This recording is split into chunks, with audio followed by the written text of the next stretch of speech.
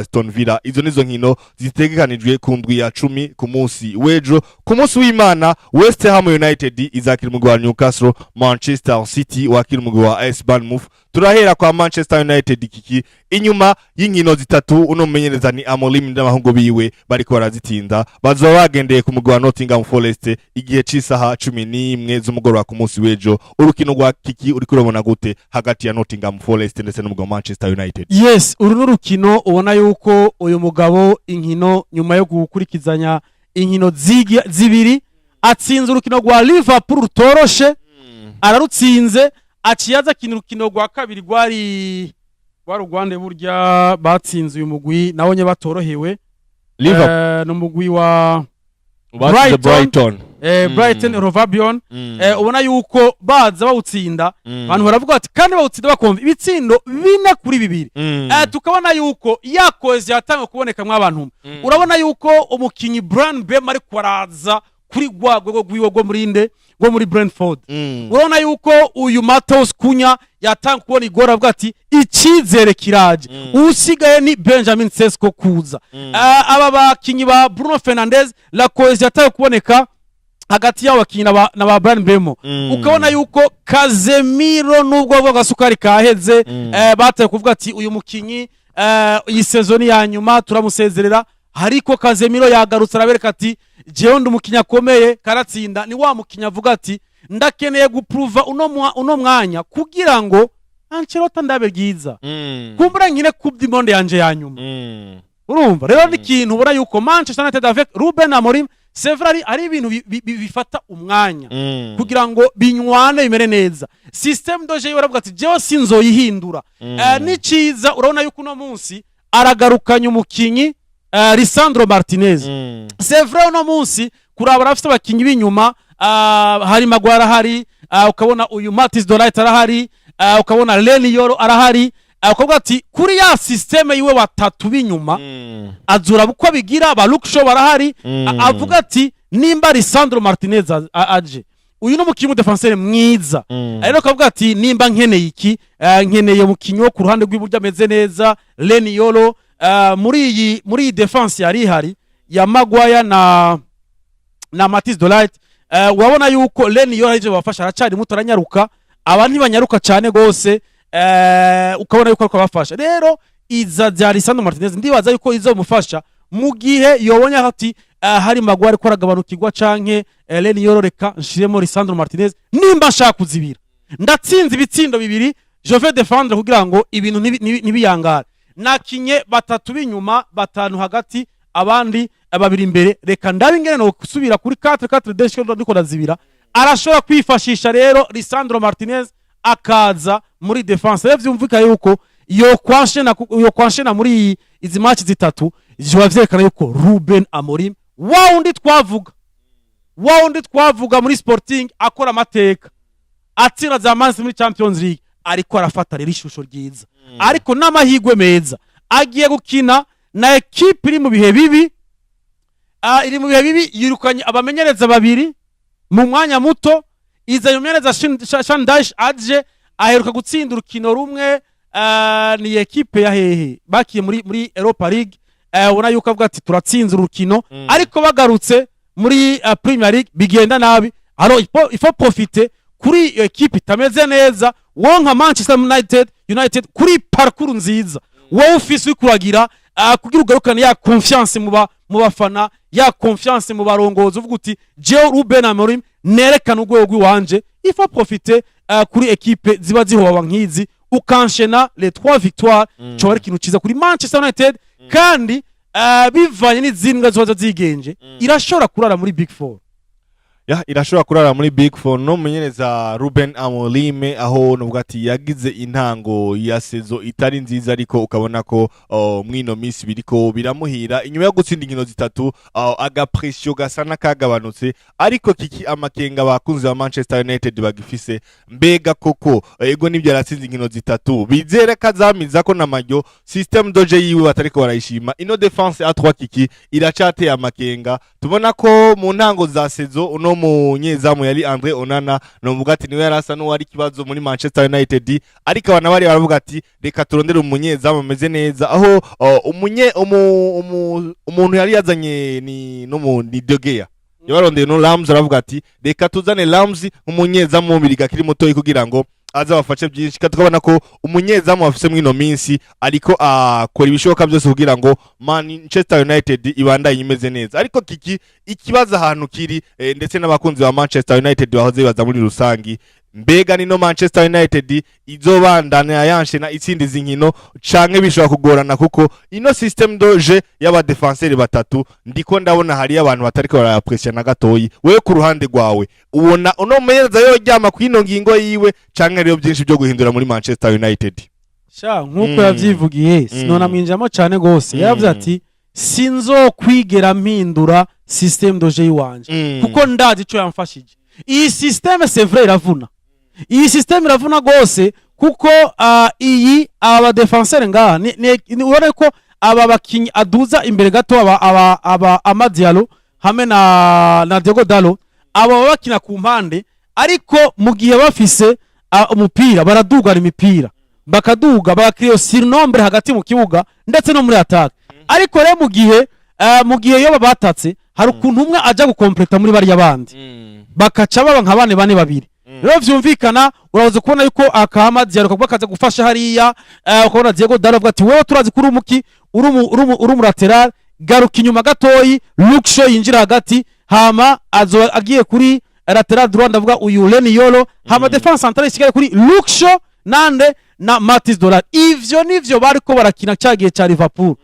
Liverpool kabisa urano ko bariko barayigora cyane Amadi aravuga ati twebwe twategeza kwataka nimba tuduze tukaduga tukavuga ati hagwaye ngaha tuhadugireho ngaha ati twarakoreye kuri Milos Kerkez cyane gose rero iyi ni system ivuna mu vyerekeye kuzira kuko birasaba yuko mwataka muzibira cyane inguvu nyinshi kuko si wa mukinyi ushobora ko ashobora kugira iki ashobora nutrisha ntagutisha kuko uba wishe system akazi kanini yagafise Amadialo na Diego Dalo bategezwa umwanya wose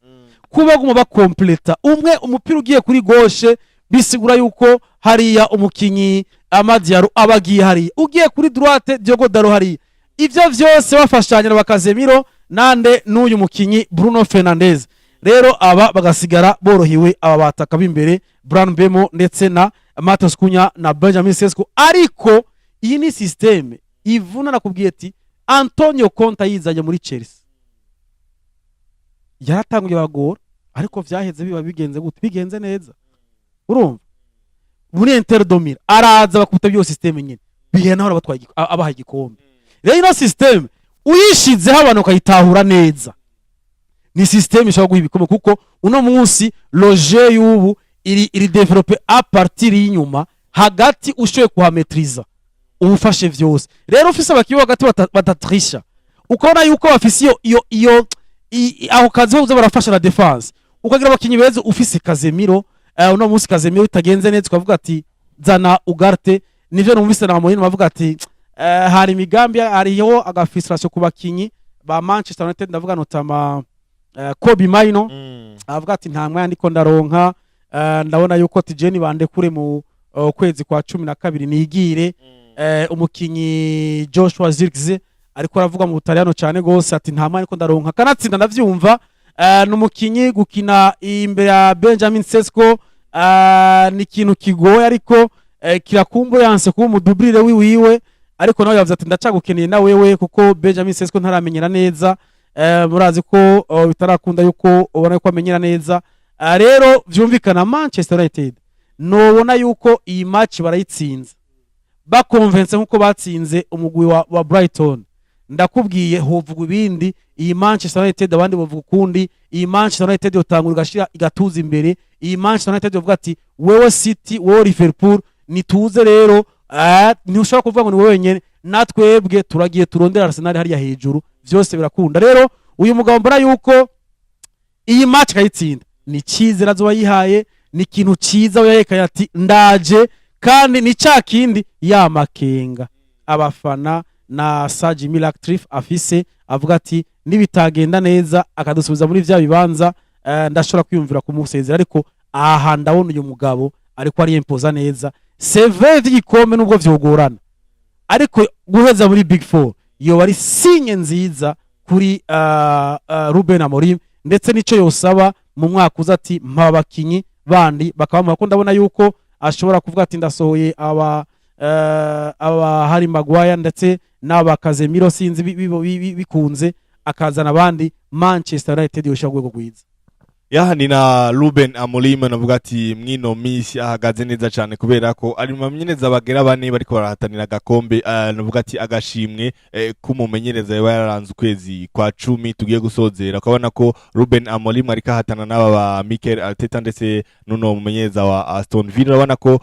ni ibintu bimeze neza cyane mwino misi Manchester United navuga ati iriko iragaruka mu bihe byayo byiza nk'ibyo yigeze kuwamwo mu myaka yahera ariko nibaza ko aha hacamwe igipimo kugira ngo turabe kashaka kubandanya yashina kuko nayivuze neza no weekend azo yagende mu Rwanda Nottingham Forest usanze uri mu bibazo byo kudaronka intsinzi usanze uri kurahindagura amenyereza buri kanya nibaza ko ringa ahantu twaje turindira ni ku munsi w'ejo Manchester United izoba yakiriwe n'umugwi wa Nottingham Forest igihe cy'isaha 11 z'umugoroba ku rundi rukino kikito ducako n'urukino rwa Burnley izoba yakiriye Arsenal yagize ukwezi kwa 10 kwiza Arsenal itigeze yinzizwa igitsindo na kimwe mu kwezi kwa 10 kikidusozere ukabona ko ni Arsenal igiye gutangura ukwezi kwa 11 imeze neza cyane izo yagendeye Burnley Arsenal yo kwanza ca mbere mbega ngaho urabona ano menyereza Mikel Arteta azobandanya atsinda inkino nkuko bariko barayitumenyereza mu Arsenal. Yes, iyi kintu ndakibona iyi c'est un avantage pour lui kuri Mikel Arteta afise squad nziza hari abakinyi bamwe bariko baragaruka mu imenyerezo ashobora kuzoronka uyu novuga yuko agize amahirwe meza guhura na Burnley se equipe simbi ariko se equipe yo kwa Arsenal niko novuga uyu arashobora kugatselo mu mayo kuvuga ati arashobora guhindura iyo squad wiwe akavuga ati kise ko nashobora kubona mpamahigwe uyu Nwaneri akaba ari harya nkashobora guha amahigwe abandi bameze neza bashobora kuza bagira nuko uyu mwana akiri muto muri iyi Carabao Cup yagize imvune ndavuga uyu Dauman yagize imvune mu ivi vyumvikana yuko atazoboneka ariko nakaryo kiza kukurura bamwe nakaryo kiza kukurura abantu bamwe kubera ko kiki apa yuko bayironse qualification mu gikombe ca Carabao Cup nibaza ko ngaha Burnley sindiko ndabona iza guhagarika Arsenal imaze ukwezi kwa 10 itinjijwe igitsindo na kimwe kombe ya clean sheet ifise nibaza ko n'ikintu ciza ku ruhande rwa Arsenal ndetse na Mikel Arteta ubona ko atacho ariko barakora ngino Premier League ntibace mu ntoke na gatoya. Yes, nico kinda kubwira yuko kuri Arteta naravuga ati okay c'est un match yo guprepara n'ivyo turi à l'extérieur Burnley irafise ico cizere ijivuye gutsinda umugwi wa nyuma Wolverhampton ariko c'est pas une équipe qui fait peur ushobora kuvuga ati yogira ubwo Arsenal ariko mvuga ati Selo mu bavuga ati wewe ikampie ingukine wewe Mosquera ni mukine hama nimba Ben White ameze neza ingo uyundi hariya nimba ari Lewis Kelly ni mukine hagati mu kibuga arashobora kuvuga ati sinari bwaho umwanya uyu mukinyi Nogard nuzukine akavuga ati Mikel Merino tangura mu kibuga kuri nimero 8 nimero 10 ingo wewe Eberechi Eze uracatsaga kumenyera nimero 10 ariko ndapanga liste ga ukaza kuri nimero 11 hariya ukavuga ati wewe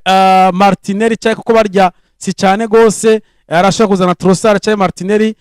hama ku ruhande rwa hariya Saka akigaruka shaka garuka akomeze neza amukinishe hama kubusatirizi ashireho Gyökeres muri no mwanya gishaka ibitsindo iyo liste je naheje kuyipanga niyo mbona yuko yogira akavuga ati je ndaruhuriye nuko ashaka nuko abanyegori nyene ata bintu bikomeye nyene nuko ashaka mu gashaho kepa akavuga ati jewe ndagize rotation kuko afite n'amahigwe muri Champions League afite Sparta Praha rero ya Sparta Praha se equipe ko nubwizo biri muhiri wabo rero vyumvikana aracafise umwanya kuvuga ati wewe Saliba Magalhaes ni mwidibamire mumere neza kumbure muzoze mumeze neza kuri match ya Bayern Munchen Bayern bazokina urumva muri Champions League inyuma ya Sparta Praha ariko ho urumva ko azoba ari mu minsi iri imbere cyane.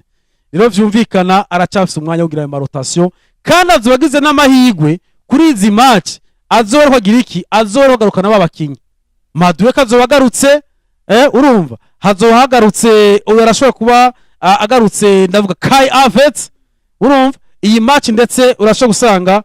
amugirira icyizere cyangwa igiye kuri Sparta Praha navuze akamuha icyizere akavuga ati Kai Havertz genda ugombore uyu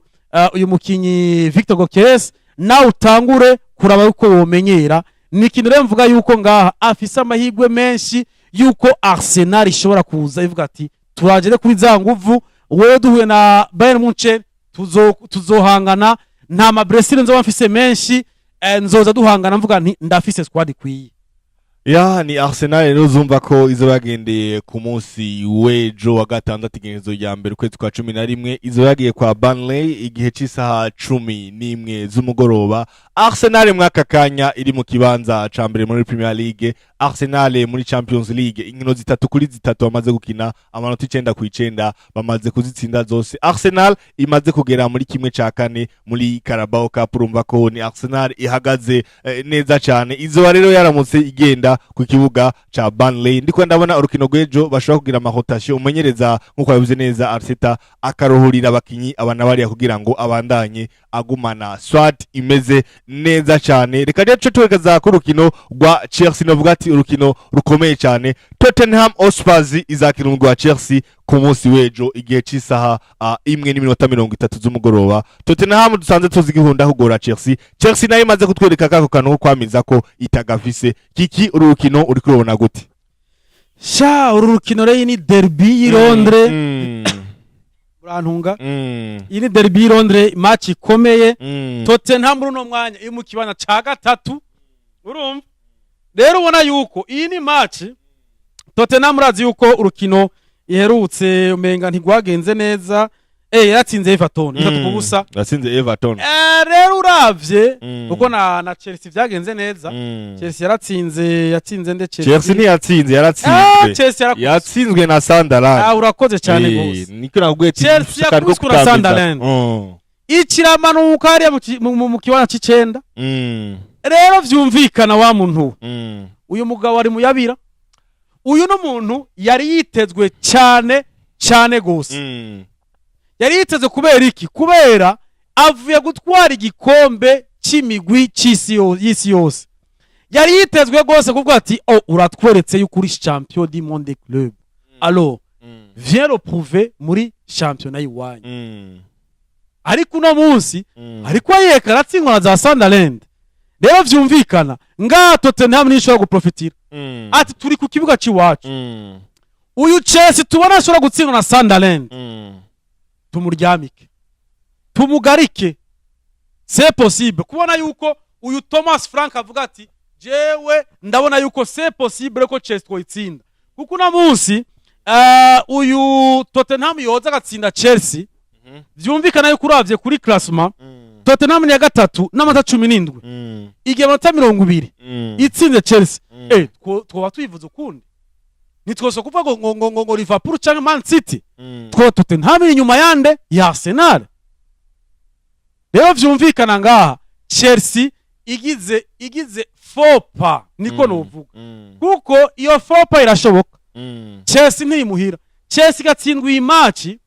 yisanga iri mu bibanza bibi kuko ngaha za Brentford ziri nyuma za Crystal Palace zishora kwidepasa kuko ifise amanota 18 Crystal Palace na Brentford bafise amanota 13. Rero mu gihe aba mbona yuko bafise amamachi bazohura abo niyo chance afise ababiri bazohura Crystal Palace na Brentford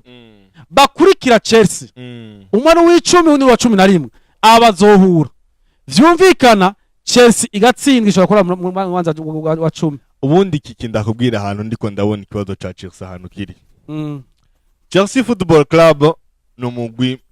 umaze kutwereka ko ako kantu ko kwamiza ko ntago bafise kuko rimwe na rimwe no munsi baratsinda ejo bagatsindwa ejo bakanganya. Uno mumenyereza ari wa Chelsea hari ukuntu tumaze kubona ino swadi irunganywe rukiri ruto iri kiramugora ku managinga ndavuga Enzo Maresca. Kiki umugwi wa Chelsea mu nkino 9 uherutse gukina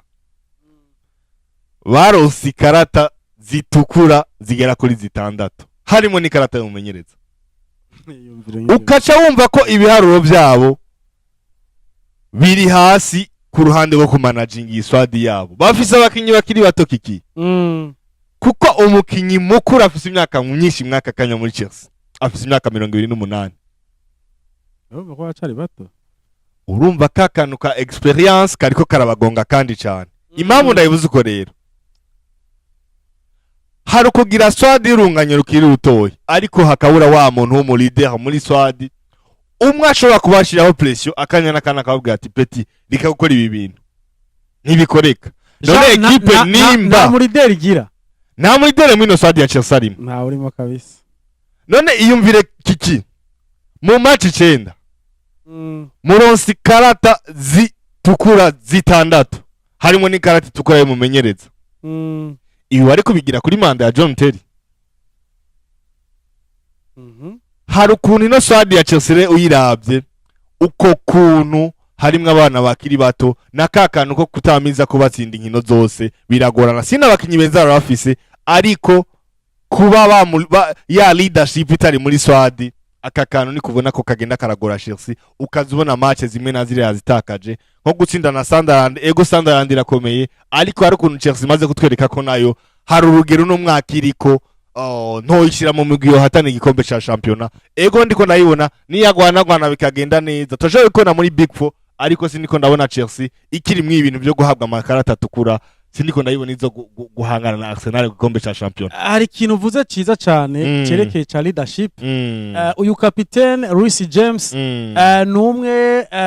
mu bari ngaho yobamaze igihe kitari gito muri Chelsea ariko nawe ntakuze.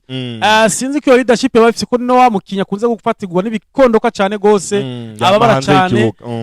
Rero iyo leadership sinzi ko yobayifise kuko nayo tubona hariya mu kibuga mbega Enzo Fernandez ni mushasha ntabwi kinini aramara. Kaisedo nuko nyene honyene hari aba ba Neto ni bashasha uyu mwana Estevao ni mushasha aracari muto wewe aba bataka bobo Liam Delap wewe ataragaruka. Uyu mukinyi Joao Pedro avuye muri Brighton nayo ntameze neza aracari mushasha. Match herutse atarameze neza ya Sunderland yamunaniye gose ukabona yuko ico kintu ca leadership kibuze hamwe kuvuga ati twe turi Chelsea nimba ushobora kuraba Edgar ni imwe mu ma equipe ifise miri ikomeye. Burya nimba ufise miri ukaba ufise Caicedo ukaba ufise Enzo Fernandez ubu c'est vrai nihagaruka Cole Palmer ubu ufise miri ikomeye urashobora kuraba mu remplace ukazana uyu Romeo Lavia yarazanye attaque Joe Pedro tunameze neza. Ego Liam Delap yarababaye naho aracari mutameze bien numukiya tweretse yuko ashobora gukora ibintu vyiza gusa Chelsea buze defense centrale kweli ni kibazo. Ni wombwira yuko uyu mukinya yarababaye novuga yuko kugira izirigama croise Levi Colwill ukaba ufise kandi wababaye cyane yaratawe kuza neza. Uyu Fofana Wesley Fofana iyo ari defense meze neza ariko baragiye bose ubu hasigaye uyu mukinyi yitwa Badiashile mbe hamwe n'uyu mukinyi yitwa gute Adarabio. Urumva sin urumva ko nabandi bahari ariko ubona yuko uyu mwana akiri muto wundi ahari ubona yuko defense kabisa yabo si ya defense uvuga ngo irahumuriza. Amfete Kiki ugerageje kurabana yuze neza Chelsea ikibazo iri kiragira sinzi ko noza kucegeka ko mumenyereza ni Enzo Maresca ariko urabona ko ibyo barimwo byose hari ukuntu mu byo bamutumye sinzi igikombe ca championnat kirimwo kuravye swadi bafise nirunganwe rukiri rutoyi kandi uravye Chelsea ishobora kuba iki projecta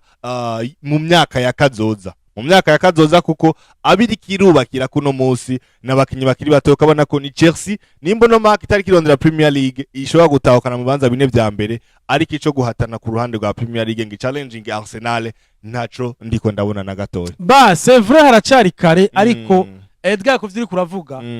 Chelsea bugingo yoja mu kibanza ca 10 iri mu kibanza c'9 c'est vrai aracari kare ari kwegerana urabona yuko nimba ifise 14 points uwa mbere ari muri 21 points aracari kare ushobora gutsinda inkino zingahe ukabuduze hejuru ariko ibi c'est pas un bon signe haracari kare n'aya Brescia ariko araba nimba havuyemo Cole Palmer akagaruka avuye muri Brescia ntazari ya 100% ça va prendre du temps kugira ngo afate rythme mbega uno munsi yobabaza umukinyi nka Caicedo umwe mu bakinyi ngenderwa ko biwiwe urumva ho bibaye ibindi uno munsi nivyo biriko biraba ku ma equipe amwe ntiwibaze yuko izi za FC Barcelona ziko ziravunikisha abakinyi ko zizoguma kuri rwagwego Paris Saint-Germain kuko bamanutsa ugwego kubera abakinyi ariko barababara rero vyumvikana ibi kuri Enzo Maresca ku managing squad yiwiwe kuraba ingena bigira bizomuhanga ariko afise squad nziza ishobora kumufasha kuja muri Big 4 ariko akaba ari muri bya bibanza bizomusaba inguvu nyinshi gose kugira muri Big 4 ni Chelsea rero urumva ko ku munsi wejo ku ndwi ya 10 bazoba bagendeye mu kibuga ku kibuga ca Tottenham Hotspur igihe cy'isaha 1:30 niho umugwi wa Tottenham Hotspur ni derby dino ni derby ya London izotanisha mu mutu hagati ya Tottenham Hotspur ndetse n'umugwi wa Chelsea urundi rukino kikitwa cyatugaruka ko n'urukino hagati ya Liverpool izoba yakiriye Aston Villa Liverpool inyuma yo kumara iminsi novuga ati iri mu bihe bibi ni Liverpool n'abahungu biwe ba Slot no mumenyereza avuga ati bazo baramutse bakira umugwi wa Aston Villa uwo mumenyereza Unai Emery avuga ati kundwi ya 10 Liverpool nyuma y'iminsi itari mike yitwara nabi nyuma yo gutsindwa inkino zishika kuri 6 mu ndwi heruka gukina ni Liverpool bavuga ati izo bigarutse mu kibuga ku munsi wejo akazi gakomeye gafise n'umumenyereza Arne Slot kuko ku munsi wejo urukino rwo ku munsi wejo akawutakaza kiki nibaza ko tuzoyaga yandi inyuma yo gusezererwa na Crystal Palace mu nkino za Carabao Cup azakira ku munsi wejo umugwi wa Aston Villa igihe cy'isaha 4 z'ijoro urukino uri kurabona uno Arne Slot ni arutakaza tuzoyaga yandi iyi ni match itoroshe na gato kuri uyu mumenyereza Arne Slot nubwo ku ma conference de presse atanga avuga ati ni match zotsinda turacafite ikizere ati ndemera umugwi wanje n'umugwi uri hamwe umeze neza c'est vrai aracari kare ari ibintu ushobora kuba byinshi ari kuno munsi iyi nindi test kuri we Aston Villa ivuye hariya ishoye kwereka Man City ati we n'udutsinda rero imeze neza kandi uyu n'umugwi kuva uyu mumenyereza Emery Unai yawufashe kugira batsindire kuri Via Park n'ahantu hagoye cyane gose rero Liverpool ifise akazi c'est vrai twarabonye kuri Carabao Cup abika bakinyi biwiwe sinshaka kubaruhisha ndabakeneye ku rukino rwa Aston Villa kandi narababwiye narabivuze ku munsi wejo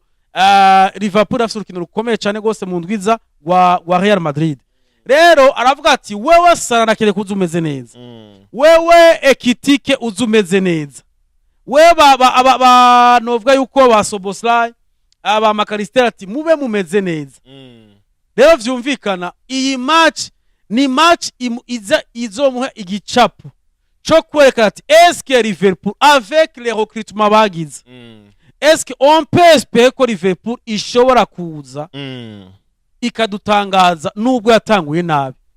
ariko iyi match bakayitsindwa on va commencer à douter sur le coach pas sur l'équipe sur le coach kuko l'équipe en soi imeze neza nimba wahagarika squad ya equipe ya nani ya Liverpool ukavuga ati mwigore nimba uyu Mamadashvili seva si mubi urumva naho hoza Alisson Becker yatangwa imenyerezo ariko Mamadashvili ari harya defense isigaye imeze nabi ya Konate na Virgil van Dijk bataje bikosoye ni defense mbi n'ukuri Milos Kerkez jembo na yuko uyu mugabo hagezana avuga ati jewe ndafise Robertson bimaze kwavuga ngana superhave kubera kino shira Robertson haba Milos Kerkez nkamumenyereza buhoro yinjira apana vyanye kuvuga ngo uyu ni Rocket barazanye uyu se mon joueur nkeneza gutanguza Robertson ari amenyereye ino higanwa cyane imyaka myinshi plus que uyu mwana nubwo avuye muri Bournemouth avuga ati yawe mukinyi mwiza shiramo Robertson sivyo uvuga uti okay Frimpong yarababaye ndashize mu Conor Bradley nta kibazo hagati mu kibuga ndafise uyu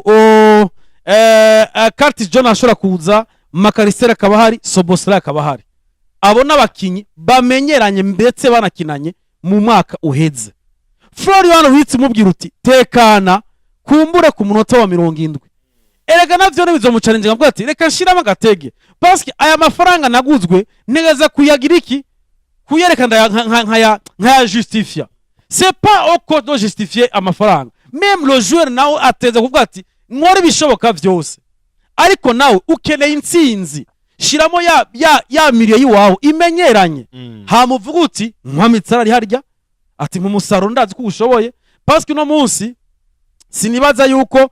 Florian Wirtz kuri Mohamed Salah la connexion imeze nk'iyande nk'iya Soboslai. Ukavuga ati ku ruhande hariya wowe Cody Gakpo ingo umeze neza muramenyanye naba mpinsinzi rero mugiye kubusatizwa shiraho Ekitike niwe mbona ameze neza kuko na Isaac we ari mu mvune. Mugiye ubona ko bitameze neza uvuga uti nimba ari impinduka ngira nawe ushobora kuvuga uti Robertson wampaye iminota 70 kuko aba ba Robertson ni babakinyi Jurgen Klopp kabisa arabanunuje arabakuramo icyari afite cyose baratwara igikombe batwara Champions League batwara na Premier League ndetse ni iherutse vyumvikana uyu uvuga uti arakinya iminota 65 cyangwa 70 ileta gushiramo Milos Kerkez we urazi uri defense umeze neza ariko Robertson défensivement et offensivement il est bon. Rero wewe Milos Kerkez ingo ku munota wa 70 je te donne 20 minutes hamuka dogo cyonyine ukavuga ati okay wewe Florian Wirtz umeze neza ingo ndamuhaye 70 minutes Soboslai nimba ndonse igitsindo kimwe ingo nawe ushe musaruri wawe muri 20 minutes kumbure bashaka kuza gutyo akagira iyo transition progressivement neza apana brusquement iyi match yo itsinda bigenze gutyo. Yes, ni Liverpool avyumvise izoba iramutse yakira umugwi wa Aston Villa ku munsi w'ejo gihe cy'isaha zine z'ijoro. Liverpool nyuma yo kumarana ubwo ati inkino zitari nke itsindwa kuko mu nkino indwi ziheruka Liverpool yatsinze urukino rumwe itakaza inkino zigera kuri zitandatu. Urumva ko ibiharuro vya Arne Slot ntibimeze neza mwaka kanya mu mugwi wa Liverpool. Liverpool rero novuga ati Anfield Road zo yakire ku munsi w'ejo umugwi wa Aston Villa turaba ko uno mumenyereza Arne Slot ashobora kwikura kuri pression asanzwe ariko mwino miss. Ku munsi w'Imana kiki Premier League zo yabandanije umugwi wa West Ham uzora mukawakira umugwi wa Newcastle gihe cy'isaha 10 nayo umugwi wa Manchester City wa Pep Guardiola hariya Etihad uzora mukawakira umugwi wa AS Bournemouth. Aho uri kurabona kiki hagati ya Man City ndetse n'umugwi wa Bournemouth urukino rushobora kugendera gute n'umumenyereza Pep Guardiola. Iyi ni match ikomeye. Iyi ni match ikomeye Bournemouth zo muhira. Man City zo mu ruko. Iyi ni match kuri Man City ari match ikomeye. Pep Guardiola abwiza ko rishoboka vyose kumbure sinzi yuko azomukinisha mukinyi Rodri yagarutse mu myerezo ariko iyi Bournemouth ni ya kabiri muri Premier League. Ubu ni ya kabiri n'amanota 17. Rero vyumvikana afisa akazi n'akazi gakomeye cyane gose kubona iyi equipe iri kuraza i-challenge yindi migwi egiye guhura na Man City imeze neza iri kuraza imeze neza Erling Braut Haaland imeze neza Tijani Reinders ubona yuko bariko barakrea iyo koezi imeze neza hamwe nawe. Rero mvuga ni iyi ni match mbona se match haganye kuri Manchester City nimba ishobora guhaka ati twebwe dushaka kwirwa kuri Arsenal. Iyi si match haganye udashoye kuyitsinda tangura wikuremo kwa Arsenal kuyifata bizokugora. C'est vrai aracari kare ariko si to permet guperda match nkiyi